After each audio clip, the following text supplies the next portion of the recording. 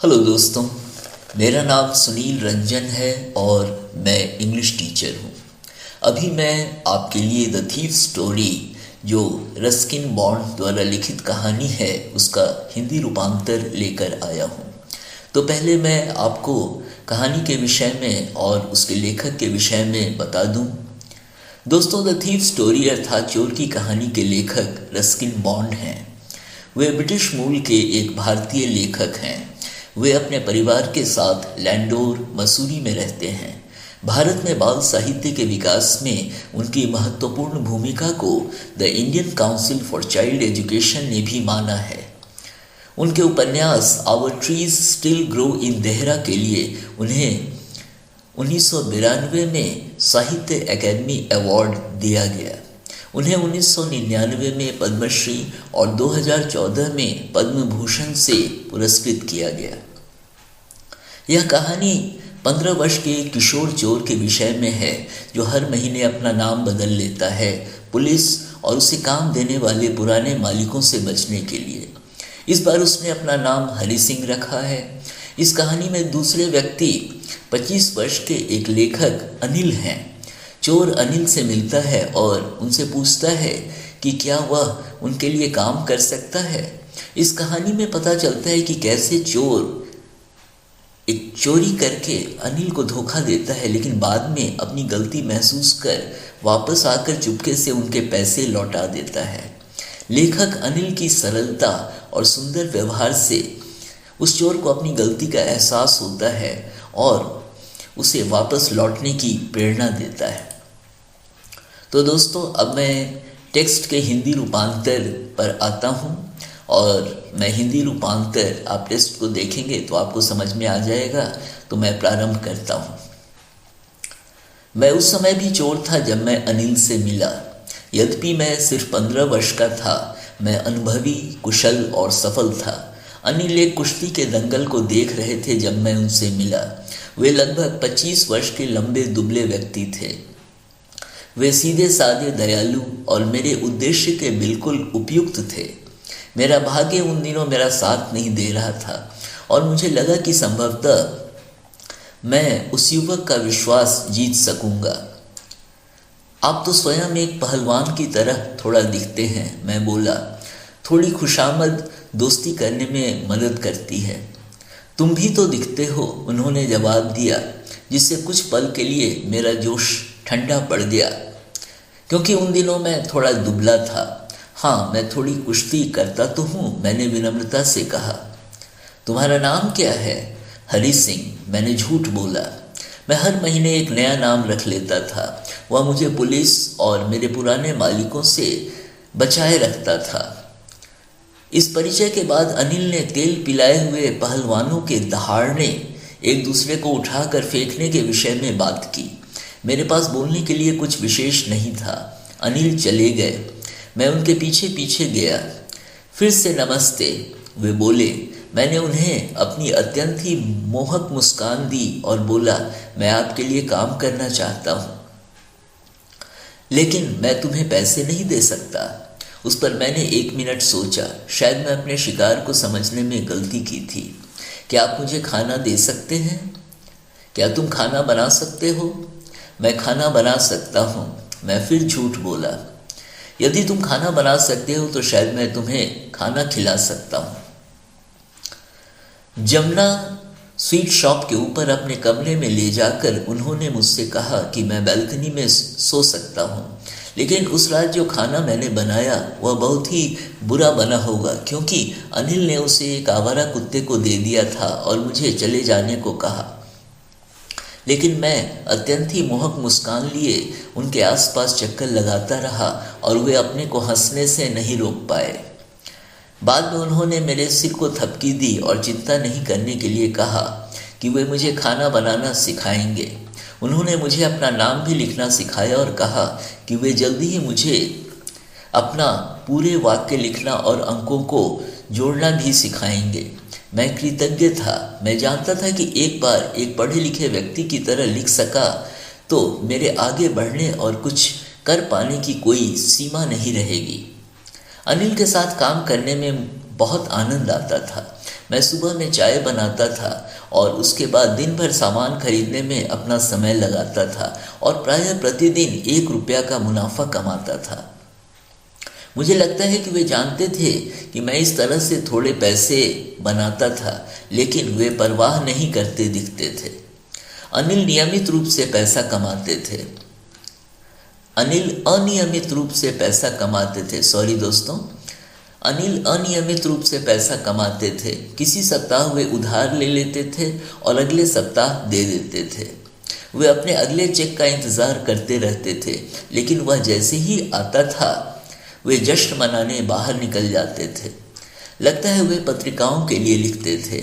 जीवन यापन करने का एक अजीब तरीका। एक शाम वे नोटों का एक छोटा बंडल लिए घर आए, यह कहते हुए कि उन्होंने अपनी एक पुस्तक एक प्रकाशक को बेच दी थी। रात में मैंने उन्हें पैसे को गद्दे के नीचे रखते देखा। लगभग 1 महीने तक मैं अनिल के साथ काम करता रहा था और खरीदारी में चोरी के सिवा मैंने अपने काम से जुड़ी कोई हरकत नहीं की थी। मुझे वैसा करने का हमेशा अवसर मिलता था। अनिल ने मुझे दरवाजे की एक चाबी दे दी थी और अपने मन के मुताबिक मैं आ जा सकता था। उनके जैसे विश्वसनीय व्यक्ति से मैं कभी नहीं मिला था और इस कारण उन्हें लूटना बहुत ही मुश्किल था। किसी लालची व्यक्ति को लूटना आसान होता है क्योंकि उसके पास पैसे होते हैं लूटने के लिए, लेकिन एक लापरवाह व्यक्ति को लूटना मुश्किल होता है। कभी कभी तो उसे पता भी नहीं चलता है कि उसे लूट लिया गया है और उससे लूटने का मज़ा ही गायब हो जाता है। खैर, अब समय हो चुका था कुछ कर गुजरने का। मैंने अपने आप से कहा, मैं अपने काम से अलग हूँ और यदि मैं पैसे नहीं लेता हूँ तो वे उसे अपने मित्रों पर बर्बाद कर देंगे और इन सबों के बाद वे तो मुझे पैसे भी नहीं देते हैं। अनिल सोए हुए थे।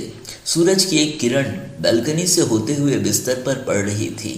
स्थिति को भांपते हुए मैं फर्श पर उठकर बैठ गया। यदि मैं पैसे ले लेता तो मैं 10:30 बजे की एक्सप्रेस ट्रेन लखनऊ के लिए पकड़ लेता। अपने कंबल से निकलकर मैं धीरे धीरे बिस्तर के करीब आया। अनिल चैन से सो रहे थे। उनका चेहरा सपाट था और उस पर कोई शिकन नहीं थी। यद्यपि मेरे चेहरे पर उनके चेहरे से अधिक निशान थे और मेरे चेहरे पर जख्म अधिक थे। मेरा हाथ नोट खोजने के लिए गद्दे के नीचे गया। जब वे मुझे मिले तो मैंने बिना आवाज़ किए उन्हें बाहर निकाल लिया। अनिल ने अपनी नींद में गहरी सांस ली और मेरी तरफ हो करवट ली। मैं घबरा गया और तुरंत धीरे से कमरे के बाहर निकल गया। जब मैं सड़क पर आया तो मैं तेजी से दौड़ने लग गया। मेरे पायजामे की डोर से पैसे मेरी कमर में बंधे हुए थे। मैं धीमा हो चलने लग गया और नोट गिने। 50-50 मिलाकर 600 रुपये। तेल के धनी 1 अरब की तरह मैं 1 या 2 सप्ताह तक रह सकता हूँ। जब मैं स्टेशन पहुँचा तो मैं टिकट ऑफिस पर नहीं रुका।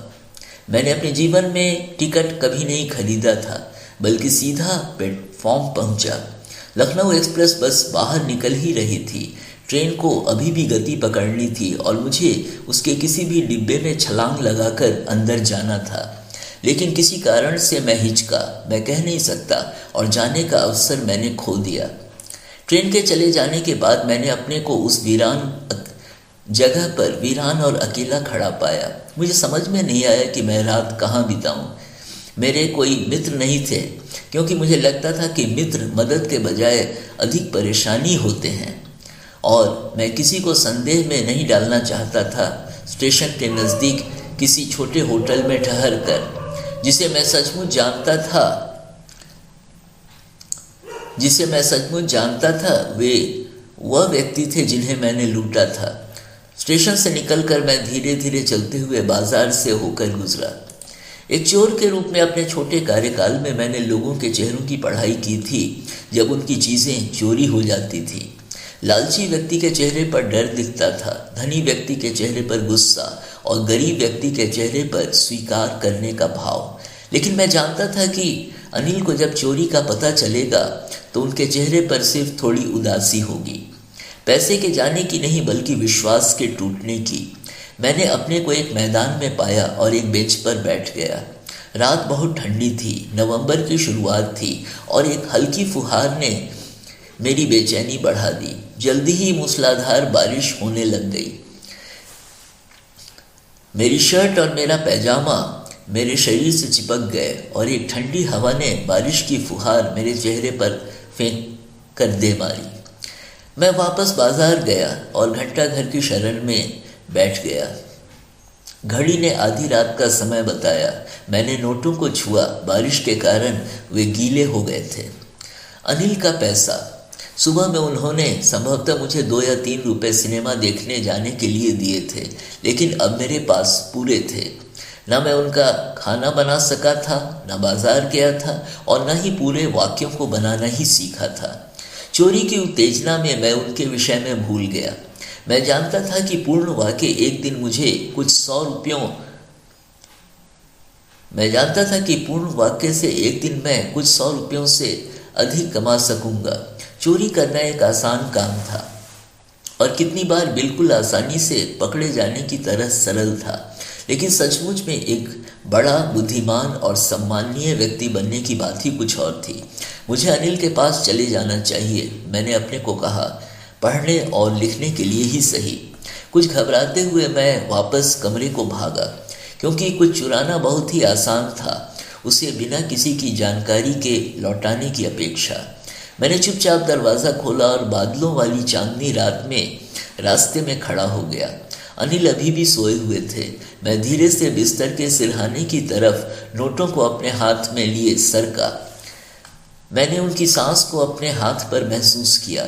मैं 1 मिनट ठहर गया, फिर मेरे हाथ को बिस्तर का किनारा मिल गया और मैंने उसके नीचे नोटों को सरका दिया। अगली सुबह मैं देर से उठा तो पाया कि अनिल ने पहले ही चाय बना ली थी। उन्होंने अपना हाथ मेरी तरफ बढ़ाया। उनकी उंगलियों में 50 रुपए का एक नोट था। मेरी हालत खराब हो गई। मुझे लगा कि मुझे पकड़ लिया गया था। कल मैंने कुछ पैसे कमाए, वे बोले, अब तुम्हें नियमित रूप से पैसे दिए जाएंगे। मेरी जान में जान आई, लेकिन जब मैंने नोट लिया तो मैंने देखा कि वह अभी भी रात की बारिश के कारण गीला था। आज हम वाक्यों को लिखना प्रारंभ करेंगे, वे बोले। वे जानते थे, लेकिन न ही उनके होठों ने और न ही उनकी आंखों ने कुछ भी दर्शाया। मैं अनिल को देखकर अपने सबसे मनमोहक अंदाज में मुस्कुराया और स्वयं वापस लौट गई बिना किसी प्रयास के। तो दोस्तों, यहाँ पर समाप्त होता है यह लेसन और मुझे उम्मीद है आपको टेक्स्ट समझ में आया होगा। और यदि आपने मेरे चैनल को सब्सक्राइब किया है दोस्तों, थैंक यू।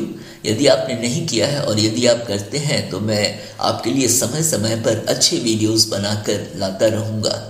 Thank you.